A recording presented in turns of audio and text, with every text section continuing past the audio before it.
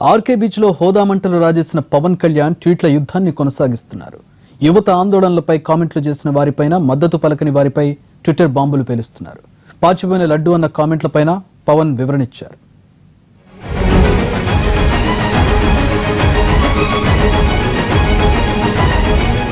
Direct గా రంగంలోకి దిగకపోయినా ట్వీట్లతోనే ఏపీలో తుఫాన్ సృష్టిస్తున్నారు పవన్ కళ్యాణ్.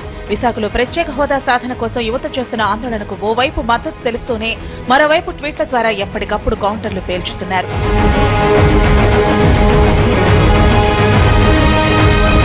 నర్సరావుపేట ఎంపీ రాయపాటి సాంబశివరావు ఎంపీ సుజనా చౌదరిని టార్గెట్ చేశారు. పోలవరం ప్రాజెక్టు కాంట్రాక్టు కోసం ప్రత్యేక హోదాను తాకట్టు పెట్టొద్దని ట్వీట్ చేశారు పవన్. రాయపాటి హోదా కోసం పోరాటం చేసేవారిని చేయనివ్వరన్నారు. పైగా రైతుల పొలాల్లో పోలవరం మట్టిని డంప్ చేస్తారని విమర్శించారు. ఇలాంటి వ్యాపార ధోరణి రాజకీయాలతోనే తెలంగాణ యువతకు కోపం తెప్పించి ఆంధ్రోళ్లు దోచుకుంటున్నారన్న అపవాదు మొత్తం జాతికే తీసుకొచ్చారని పవన్ విరుచుకుపడ్డారు.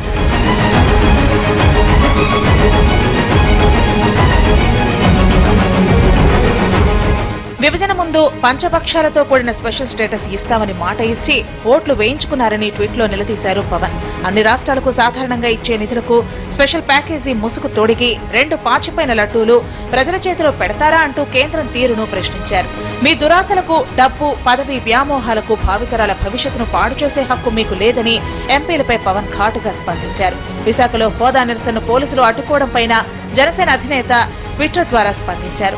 యువత హోదా ఫ్లైట్ పై పందాలు అంటూ వివాదాస్పద వ్యాఖ్యలు చేసిన కేంద్ర మంత్రి సుజనా చౌదరి పైన ఘాటుగా స్పందించారు. యువత పోరాట స్ఫూర్తిని కించపరుస్తున్నారని అన్నారు. ఇక మీరు నోరు జారే కొద్దీ యువతను రెచ్చగొట్టడమేనని, సరే అలాగే కానివ్వండని ట్వీట్ చేశారు. పవన్ జనసేన దేశ్ బచావో ఆల్బంలో వివాదాస్పదమైన పాచిపోయిన లడ్డూల పాటపైన పవన్ స్పందించాడు. ఇది తమను అవమానించేలా ఉందని కొందరు వ్యాపారులు చెబుతున్న అభ్యంతరాలపై వివరణ ఇస్తూ తనకు లడ్డూల మీద కానీ, అవి అమ్మే వ్యాపారుల మీద కానీ, వాటిని తినే వారి మీద కానీ ఎలాంటి చులకన భావం లేదని అన్నారు. కానీ అడగకుండా చేతిలో పాచిపోయిన లడ్డూలు పెట్టే వారి మీదే తనకు కోపమని ట్వీట్ చేసిన పవన్ లడ్డూ తినటం ఆరోగ్యానికి హానికరం కాదన్నారు.